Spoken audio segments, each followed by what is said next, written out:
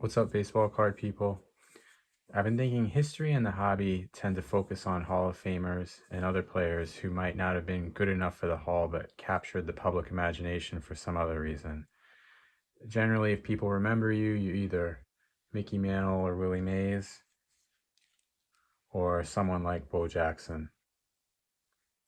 If anybody knows what this is, I'd put it in the comments. I know this is the photo from the Kramer Legends card from 1981, but it looks like it was cut out of the card, but the back is blank. I don't know what that is. But there are many other players who were good or great players in their era, made all-star teams, but are now largely forgotten, other than their team's fans who remember watching them play. I'm a big baseball fan. I've read a lot of baseball history, and I try to pay attention to players like this and their dedicated fan bases so I can sell their cards in my eBay store. But I know there are a lot of stories about these players that I don't know, and I'd like to learn more about them. Early 70s baseball is a bit of hole in my knowledge, so I'm going to start with the rosters of the 1970 All-Star Game and explore the stories of the All-Stars who aren't in the Hall of Fame. And I'm going to chronicle what I learned here on my YouTube channel. I'm going to start with Bill Freehan. Freehan was the starting catcher for the American League in the 1970 All-Star Game. Fortunately for him, he had been replaced in the game by Ray Fosse before Pete Rose rounded third in the 12th inning and collided with Fosse, causing him to drop the ball and score the winning run. But that's a story for a different video. Freehan was a catcher for the Tigers for 15 seasons. He was a hometown boy, being born in Detroit, and played baseball for the University of Michigan. Notably, Kirk Gibson was also born in Michigan and played for the University of Michigan and was a star for the Detroit Tigers. This is a 81 rookie Gibson. It has a autograph. It's hard to see, but this card's in my eBay store. Freehan was an 11-time All-Star and 5-time Gold Glove winner. When he retired, he held the record for catchers with highest career fielding percentage, career putouts, and total chances, and he ranked 9th in the major leagues in games caught. For players over 10,000 innings, Salvador Perez has the fielding percentage record these days. And Yadier Molina has the record for putouts. Of course, catchers are credited with putout for strikeouts, and with the astronomical increase in strikeouts, we're in a different era for catcher putouts. Ivan Rodriguez now holds the record for total games as a catcher. Freehan is now 26th.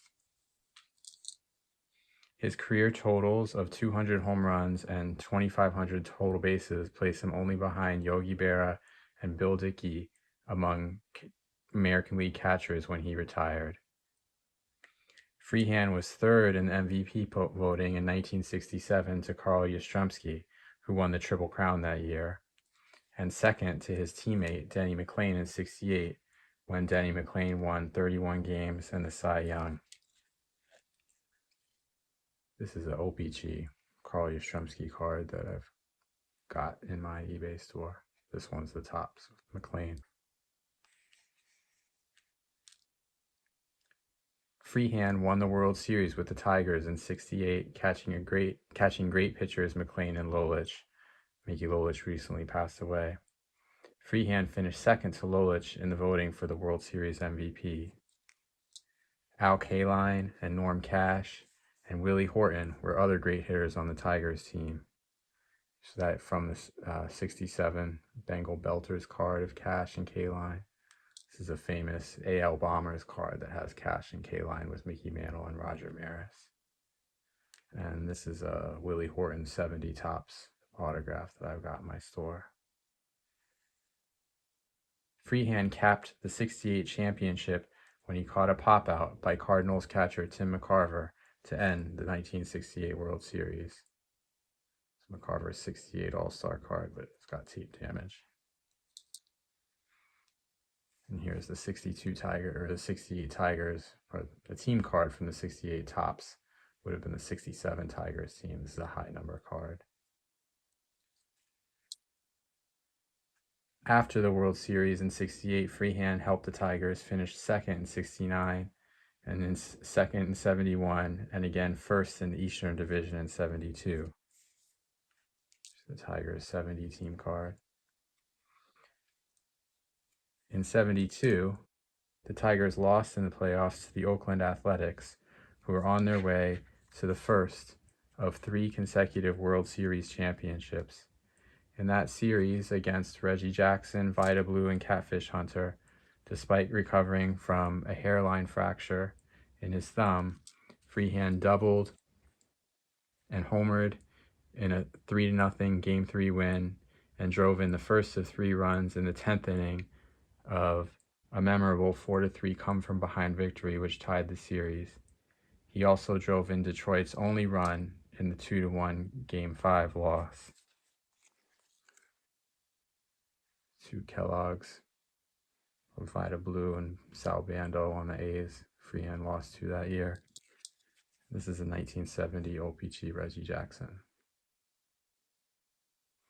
Freehan, in his book, The Bill James Historical Baseball Abstract, Bill James ranked Freehan 12th all-time among Major League catchers, but Freehan appeared on the writer's ballot only once in 1982 and received just 0.5% of the vote.